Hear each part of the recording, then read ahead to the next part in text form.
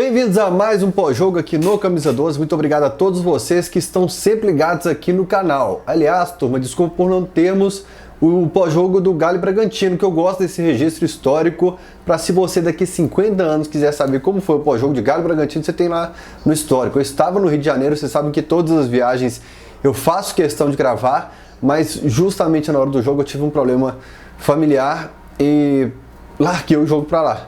Graças a Deus está tudo bem. Meu papai já está aqui em Belo Horizonte, tudo certo. Obrigado pelo caminhão de mensagens que vocês mandaram. Agora é hora de falar sobre Galo e Avaí. Só que eu não posso começar o pós-jogo porque você ainda não clicou em curtir. E tem muita gente que está assistindo, não é inscrito no canal e vai se inscrever agora. Obrigado por todo mundo que ficou ligado no Cachorrada Podcast com a treinadora do futebol feminino, a Lindsay Camila, que está em um torneio internacional nesse momento.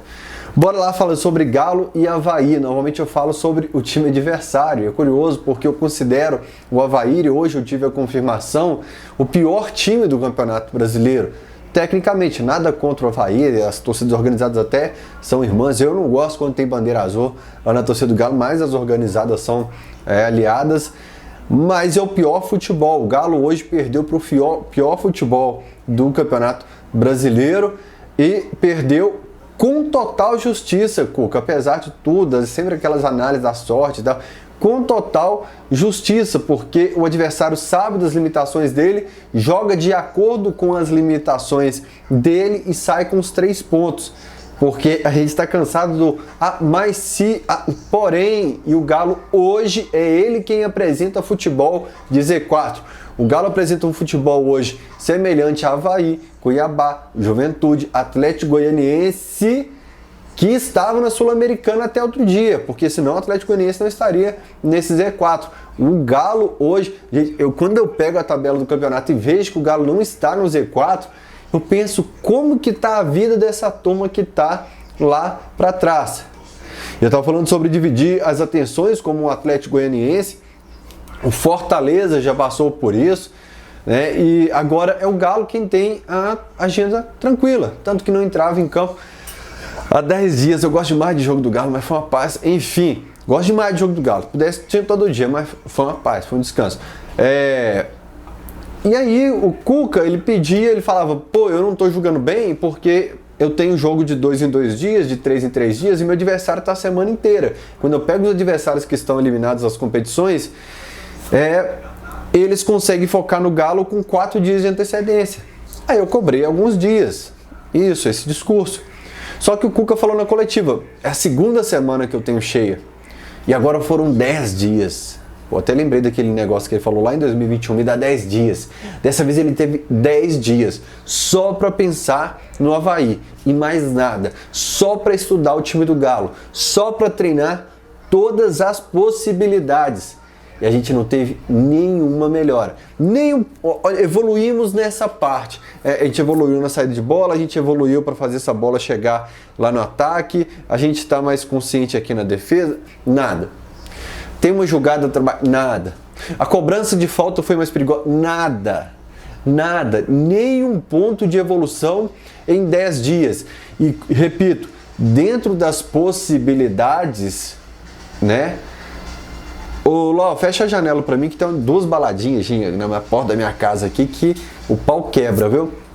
Dentro das possibilidades, o Lisca, que saiu do Santos outro dia, e já conseguiu melhorar a vida dele lá no Avaí.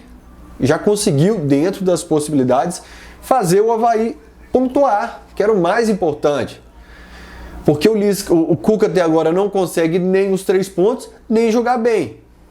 Não consegue nenhum dos 2 top. O Lisca chegou essa semana e já conseguiu os 3 pontos.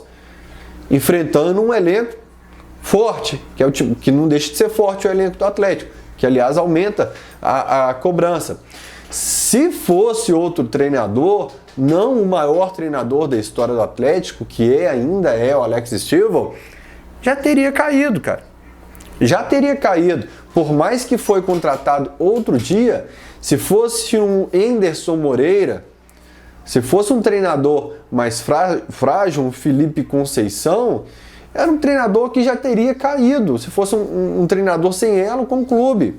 Porque Não estou pedindo para demitir, porque é sempre bom. A turma às vezes tem uma dificuldade de compreensão do que a gente fala, aumenta, potencializa de diversas formas, porque não tem evolução.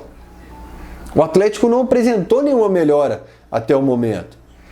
O Cuca saiu com sangue no olho da coletiva ali, pegou o microfone, eu vou dar vida, mas eu vou virar esse jogo, eu vou fazer acontecer e tal. E que bom, que faça. Assim como foi lá nos 10 dias de 2021, que eu duvidei, tá registrado no pós-jogo. Por isso eu falo que é importante ter esse registro, né? E é curioso, porque sempre que se falar sobre treinador, vai voltar no nome do Antônio Mohamed. É até gostoso o caminhão de mensagens que eu recebo, muito carinhosas, admiro mais quem mostra o rosto, os corajosos que mostram o rosto e falam, você não falou, tem gente que esconde no fake. A questão do Turco, o trabalho ruim do Cuca não apaga que a gente contratou um treinador fraco, beleza? Eu até fico curioso, por que o Turco cativou tanta gente? Dá vontade de pegar o VT de todos os jogos até hoje, até o dia que ele foi demitido, e mandar assistir de novo. Porque o futebol é o mesmo de agora.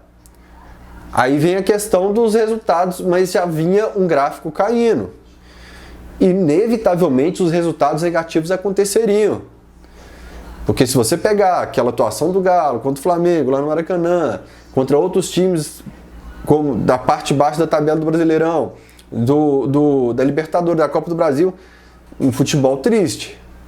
E o gráfico caindo, pegando a rapinha lá de 2021. Então, quando se discute Cuca, não dá para discutir qualidade de Turco. Pera lá, gente. Era um treinador fraco e ruim. Se quer bater no Cuca, bate porque o trabalho tá ruim, mas não compara com o treinador ruim que estava aqui não, que é outra história. Ganhou muita gente por causa do cara parceirão, gente boa, que no futebol hoje influencia um vídeo bem gravado, uma edição bem feita, uma entrevista no momento certo, um story, um tweet. Muito jogador ruim convence a torcida manda que tá com saudade dele aí, porque ganhou na cativa, na lábia. É igual candidato. Candidato hoje ele não precisa nem explicar muito bem o que ele vai fazer, não. Ele só precisa ter uma administração de imagem muito boa. E vamos para um cenário na coletiva, o Cuca fala sobre isso, o Rodrigo Caetano fala sobre cenário, se fica ou se não fica para 2023. No cenário que não fica, não estou falando agora se fica ou se não fica, mas no cenário que não fica, se o Cuca sai do Atlético agora, é mais ou menos ou igual aquele cenário do Levir Coupe saindo em 2019, porque o Levir faz o Galo, a Selegalo, voltar a jogar bola ali, né? E na repescagem, coloca o Galo ainda na briga, eliminado para o Corinthians na reta final do Campeonato Brasileiro de 94. Volta em 2001, coloca o Galo na semifinal, se não cai aquele tempo... Sim, né? Em 2000, cheio de si. Em 2001, se aquela tempestade não cai contra o São Caetano, quando a gente precisou no fundo do poço na Série B, ele chega, coloca o Galo na Série A de novo, coloca bem, a gente é campeão mineiro novamente depois de 7 anos, ele volta, pega um Galo precisando de um pulso firme ali e faz o Galo ser campeão da Copa do Brasil, mas volta em 2019, uma passagem péssima e sela que não voltaria mais. Provavelmente é o que aconteceria se o Cuca saísse depois de um retorno tão apagado assim. A gente pediu mudanças para o Cuca na escalação, tem que mexer, tem que fazer qualquer coisa e tal. Ele fez. E antes de a gente falar sobre substituições, parênteses, porque eu tenho acompanhado a opinião de muita gente. Eu gosto muito de assistir quem conhece do assunto. Por exemplo, Alexandre Simões, Panzi, Thiago Reis. Você está na turma da Itatiaia aqui. Já ia falar com o Everton, da 98, o Everton Guimarães. Everton Guimarães também é Itatiaia. Lá na 98 tem Léo Gomide, tem Grice. Eu tô com medo agora de faltar o nome de alguém aqui. Mas enfim, eu gosto de pegar opiniões e às vezes falar assim, esse cara tem razão e eu estou errado. Quem assiste o Terol Sport sabe que eu falei, é difícil hoje definir se vai o Hulk, se vai o Kardec, porque o Cuca ele tem muitas dessas artimanhas do futebol, de divulgar a imagem, eu usei esse exemplo na televisão. Divulga a imagem do Diego Costa calçando a chuteira indo pro gramado pro treinador lá achar que ele vai pro jogo. Divulga o Savarino comigo, eu batendo palma aqui, porque vai achar que o Savarino vai pro jogo. E se tiver levado o Hulk para uma viagem como essa, Só para causar confusão no time de Z4, com o Lisca que chegou essa semana, olha, eu acho um absurdo, viu? Fica a interrogação de até quando existiu uma dúvida da escalação do Hulk, ou se levou pela questão de liderança, de abraçar o elenco, de o elenco estar junto nesse momento, mas se escondeu só para causar dúvida no adversário, meu Deus do céu, que tristeza. O que seria mais fácil? O adversário aqui de Belo Horizonte abriu o centro de treinamento dele para a imprensa ir lá. Não precisa estar todo dia, mas abriu. Assiste o treino, informa para o torcedor. Hoje existe só o material institucional do Atlético. Para quem só sempre pediu um veículo de comunicação que não critica, que não analisa, que não opina, é ótimo, vocês conseguiram o que vocês queriam. Só que agora o torcedor não tem tanta, o clube não tem tanta exposição de marca mais, todo mundo usa as mesmas coisas nas matérias, porque só tem a coletiva divulgada pelo canal oficial do clube, as imagens de treino são sempre as mesmas e é o preço que se paga por ter fechado o centro de treinamento todos os dias. Quer fechar um dia ou outro? Beleza, eu sou contra, você pode deixar a sua opinião, isso aqui é um espaço democrático. Você acha que tem que fechar, que é um local de trabalho, assim, tudo bem, dê sua opinião aqui, mas pensando que são milhões de fãs, torcedores, clientes daquela empresa que estão querendo aquela marca, né, que o futebol é informação, eu acho legal. Porque nós estamos falando de Belo Horizonte, de Atlético, de Brasil. Se acha que é legal não ter o espaço para informar o torcedor, a gente vai viver sempre de o que chega do canal oficial, da material institucional, que a gente só repassa para vocês. Tem que pegar a fonte dentro do CT. Eu, por exemplo, caí numa pegadinha de fonte no CT no jogo do Palmeiras na Libertadores. Sobre o Rubens ir para o meio campo, era pegadinha. Pegadinha para divulgar para o Palmeiras que o Atlético ia mudar, ia tirar o Ademir, ia colocar um Rubens no meio, a confusão assim. Enfim, a primeira mudança. O Alonso, que eu imaginei que seria intocável, cara, na defesa do Atlético, ele sai para a entrada do Gemerson. Talvez com uma pitada de pensamento para 2023. Já que o Alonso não vai ficar, já vão colocar o Gemerson aqui. E o Alonso, na moral, vinha mal demais. É a lista da massa. Quem é fã de carteirinha do Camisa 12 sabe o que é a lista da massa. Quem mais aparece na lista da massa de protegidos é a turma que habla. Se hablar e falhar, tudo bem, você habla. O Júnior Alonso vem mal, está falhando há algum tempo, inclusive em jogos decisivos como o Flamengo no Maracanã, quando ele estava sozinho com a bola, perde a bola, tem que fazer a falta e ali sai o gol do Flamengo. Mas tudo isso é apagado porque, na minha opinião, viu, gente? Isso aqui é um espaço democrático, de direito. Vocês podem aqui comentar do jeito que vocês quiserem. É o que eu falei no Twitter agora há pouco por mensagem com o Caboclo. Aí, falei, se me bate, mas mostra a cara. Aqui vocês mostram a cara. Se vocês não acham que o Alonso existe uma certa proteção nele, tudo bem, eu acho. Por isso não esperava que o Alonso fosse sair. O Gemerson chegou, o Gemerson que a gente pedia no lugar do Nathan Silva, tem que colocar o Gemerson, a gente não sabe como é que ele tá fora de forma ainda, não tá e tal. Chegou, não voltou para o segundo tempo, provavelmente uma mudança técnica, porque não estava bem no jogo, ainda é muito inseguro, a bola vem pichotada para frente, chute para frente, inseguro mesmo, assim, a bola vem, é bola para frente, sem domínio, sem levantar a cabeça para distribuir o jogo, né? Para 2023 talvez seja um teste, e agora é a hora de saber, chegar em novembro ali e falar assim, olha, para titularidade a gente precisa ainda, porque vai ficar o Nathan Silva, o Hever, o Rabelo vai voltar um pouquinho depois, o Alonso sai, inevitavelmente a gente tem que ir para o mercado de transferências, mercado da bola em janeiro, atrás de zagueiro. Quem também habla é o Pavon, cara, que é curioso o caso do Pavon, assim, porque eu imaginei que ele ia chegar, cara, destruindo aqui, cheio na ponta dos dedos, por causa daquela situação da contratação dele. Falei, pô, bicho, como é que vai ser esse cara aqui no Atlético? Mas todo o resto foi deixado de lado, resolvido na justiça, com a investigação, o Atlético mandou, vamos ver só o futebol dele agora. E na moral, eu assisti depois o compacto do Bragantino, E aí você entende às vezes por que não escalar de titular. Alguns jogos eu não concordei com a substituição dele, quando ele sai no intervalo, quando o Cuca tira ele, que eu achava que ele estava bem no jogo. Quando o Atlético Paranaense Mineirão que a gente perdeu, eu lembro que ele foi muito bem. Mas é curioso o caso do Pavon, assim, porque ele não teve a mesma... Ele não tem as mesmas chances, por exemplo, que o Odemir. O Pavon não está entregando, mas o Odemir também não entregou e já é meio de setembro. A gente não está falando que o Odemir não está entregando em fevereiro, se adaptando. O Pavon chegou em julho, pô, eu defendendo quem habla, né, velho? Caiu minha teoria foi por água abaixo, minha teoria. Mas me incomoda você embasando naquela de pedir substituições. Eu queria ver mais ele em campo. O Pavon, mais minutos para ele. Porque o Odemir eu já tô vendo desde janeiro. E eu adorei agora essa hipocrisia da minha parte. Que ao mesmo tempo que eu critiquei a lista indefensável, a lista de jogadores defendidos a todo preço, eu já pedi um que habla mais chance. Não quer colocar de titular, quer mudar, quer deixar o Sacha, o Hulk, quer colocar o Kardec, o Hulk, o Keno, beleza.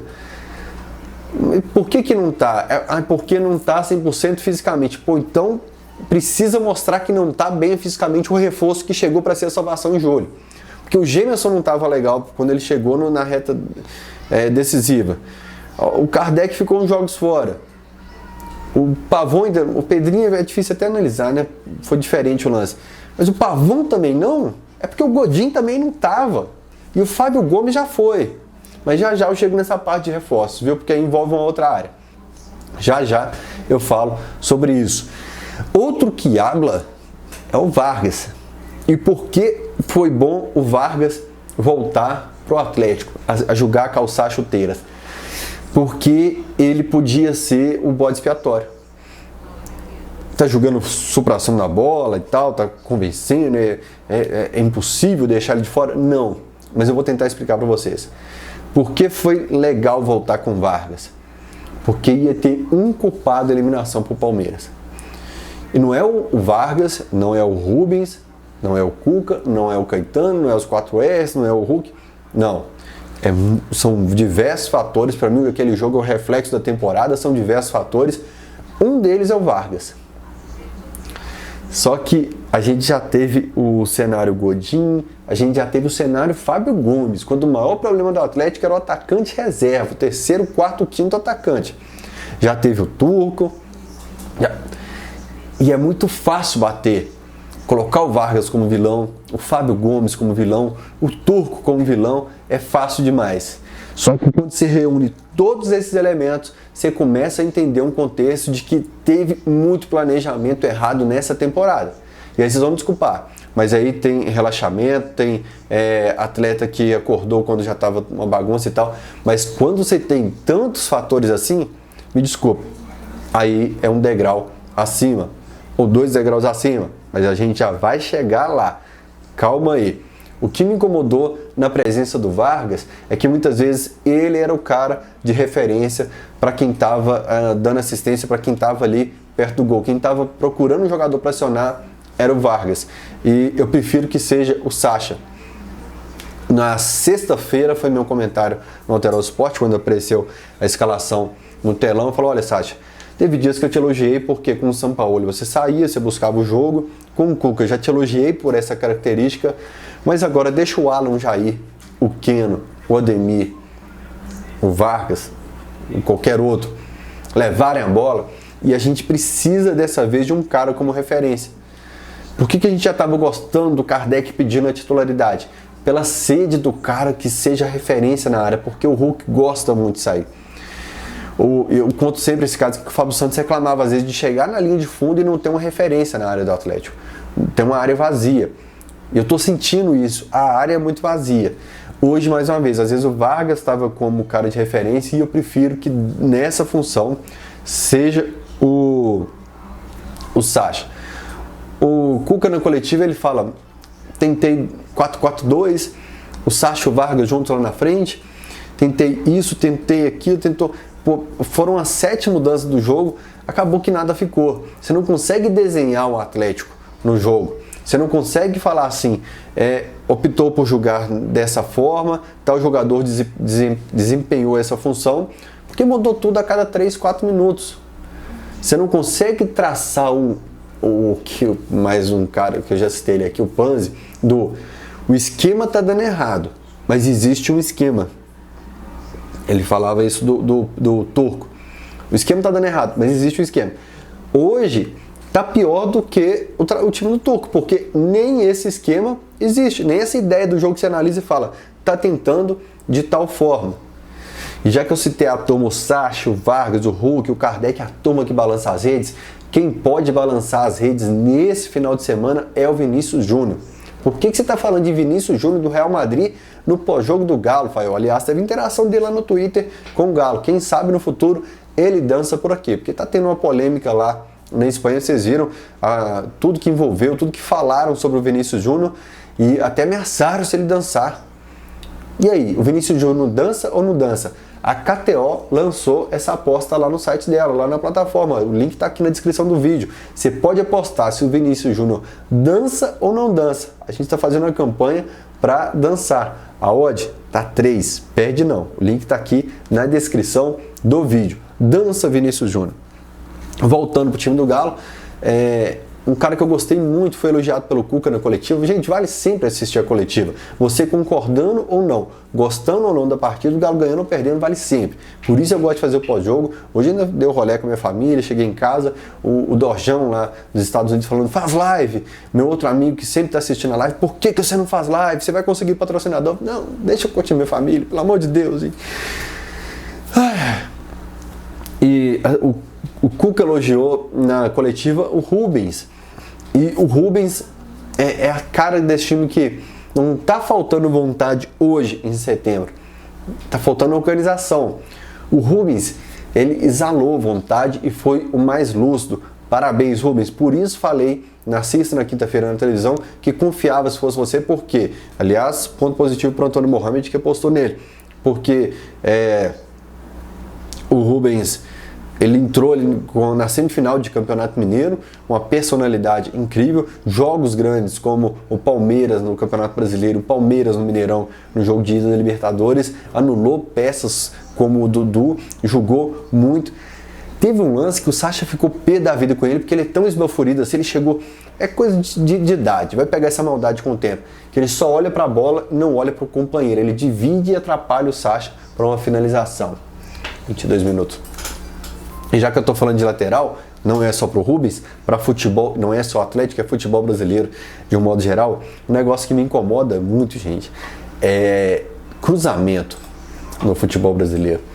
Me incomoda como que esse princípio, essa questão básica do futebol é feita de maneira tão ruim. Nossa, escanteio, hoje o Atlético, o Keno cobrou um, o Nath cobrou um com escanteio na primeira trave na altura do joelho. Vez ou outra dá certo. A primeira vez quando o Cruzeiro caiu, nós enfrentamos que igual do Igor Rabelo de Calvaia, vez ou outra dá certo. Mas me incomoda demais, não só escanteio. Jogador que vai na linha de fundo, que às vezes vive de cruzamento, cruzar na altura do joelho, isso me dá vontade de rasgar a camisa. Quando eu vejo umas cobranças de falta, dá vontade de rasgar a camisa. Mas vamos para a bola rolando? Nós tivemos Corinthians e Fluminense. Pega os 3 gols do Corinthians. E por isso você entende porque esses times estão na semifinal, agora na final da Copa do Brasil, mas vou falar do Fluminense também. O gol é assim, ó. Pega, passa. A bola chegou, às vezes nem domina. Toca. O Flamengo contra o... Flamengo também jogou aí. Não importa. Contra o São Paulo. Ó, objetivo, passe certo. Passe certo. Tô falando de cruzamento, princípio básico agora. Passe certo, mas velocidade. O ataque do Atlético hoje é burocrático, perdido e sem sentido. Aí você pega quem tá na nossa frente da tabela, Corinthians e Fluminense. Gente, passe, domina, levanta a cabeça. Dá a impressão de que esse elenco do Atlético se representou inteiro agora. Que eles estão se conhecendo. Não existe o benefício do entrosamento. Era para o Atlético estar deitando os adversários numa fase em que a bola não estivesse entrando só pelo entrosamento. Não existe mais esse benefício. Não, e aí se agrava com a quantidade de passes sem sentido, né, com ligação direta, que eu vou falar um pouquinho mais sobre a ligação direta já, mas assistindo os adversários que estão na nossa frente da tabela, eu entendo, não, realmente o Galo não merece estar ali, porque não está apresentando um futebol nem que lembra de longe aquilo que eles estão praticando. Objetividade. Acho que o Davi Luiz pega, aciona no meio, dá aqui no Everton Ribeiro, que dá lá na frente e a bola tá na Arrascaeta.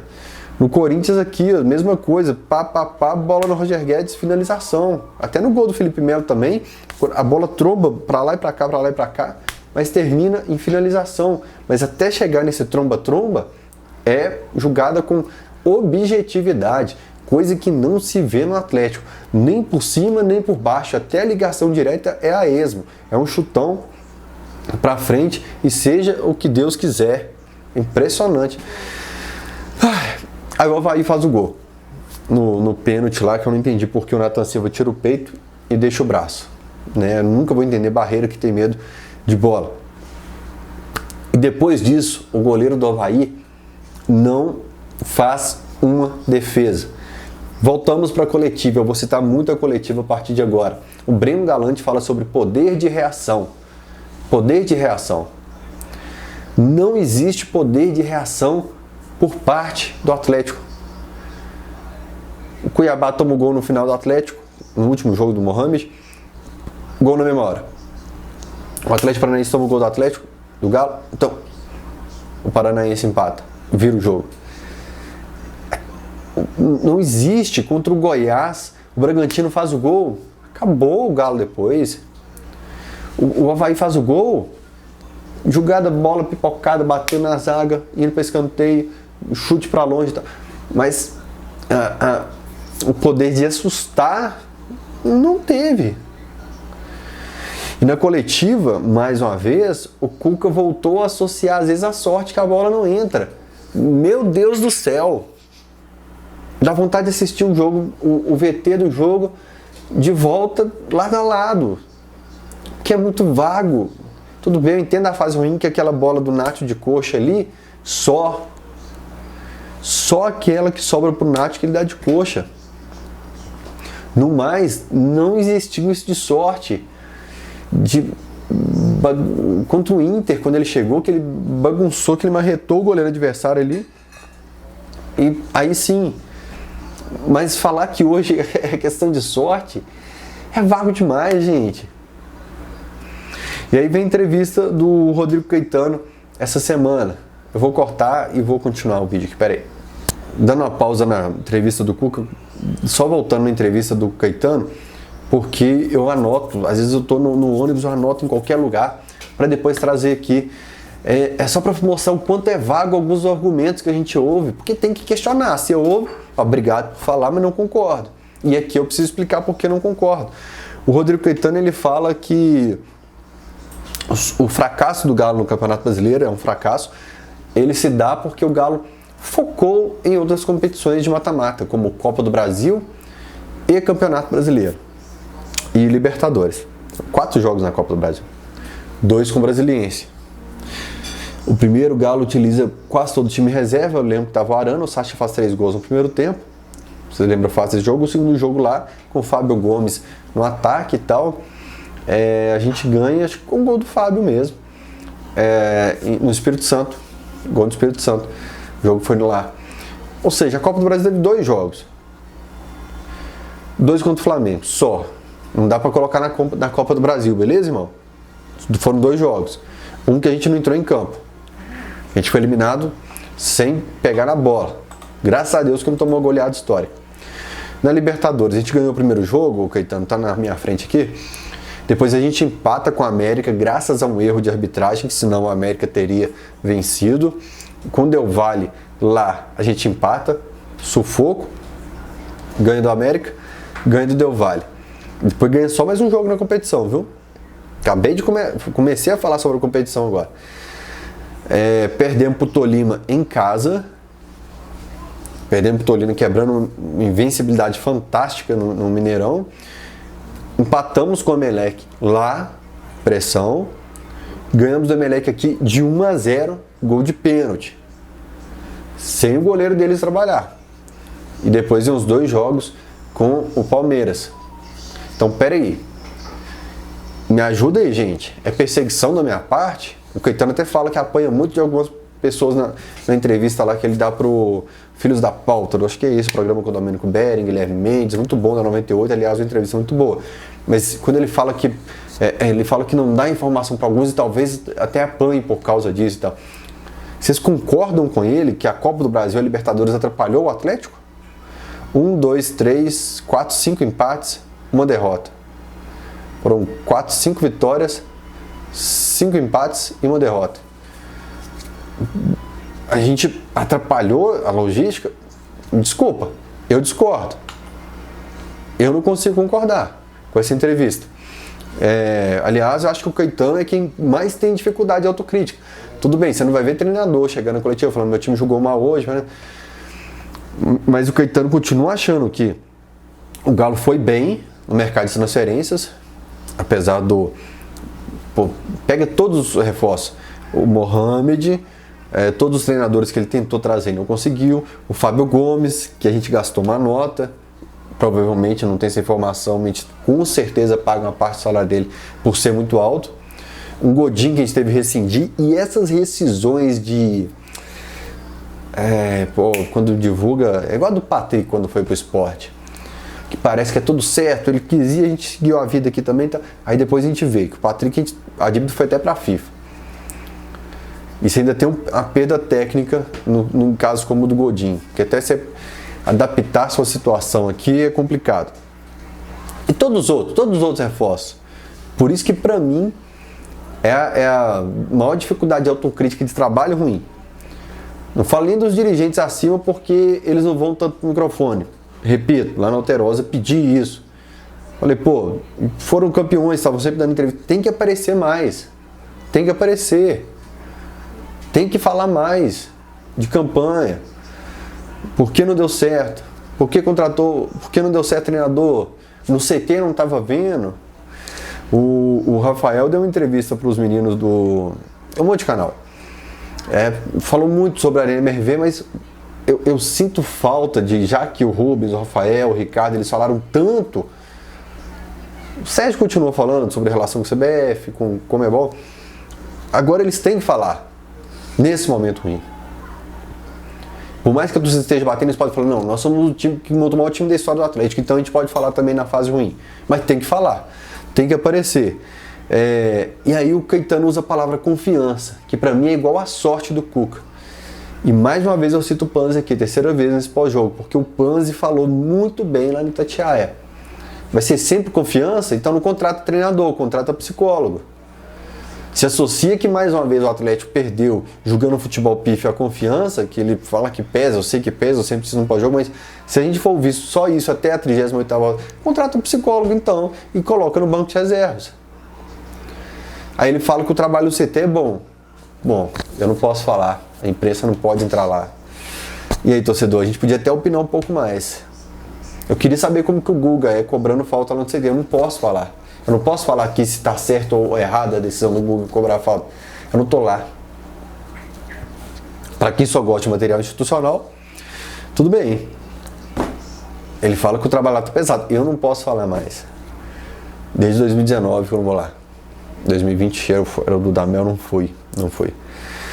Agora, já que eu bati no Caetano e no Cuca, já vai eu, né, arrumar pra minha cabeça. Basta ter conseguido passar aquele período que você sabe lá de trás. Vamos lá.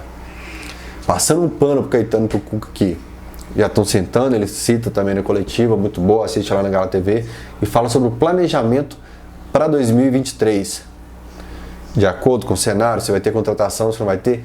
Se não tiver dinheiro, se tiver que pegar só refúgio, o Rodinei, o Edenilson e tal, só a turma que vai ficar livre no mercado e tal, e não por perfil de que vai agregar, é isso que a gente precisa, só porque quem está livre no mercado, né?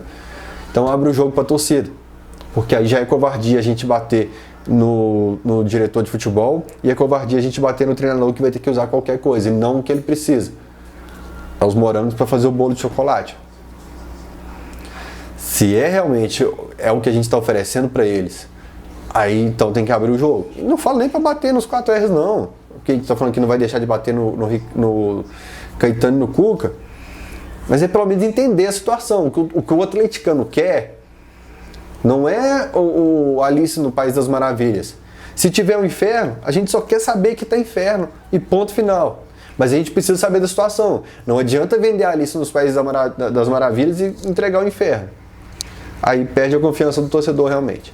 Grande abraço para vocês. Até o próximo pós-jogo. Tchau!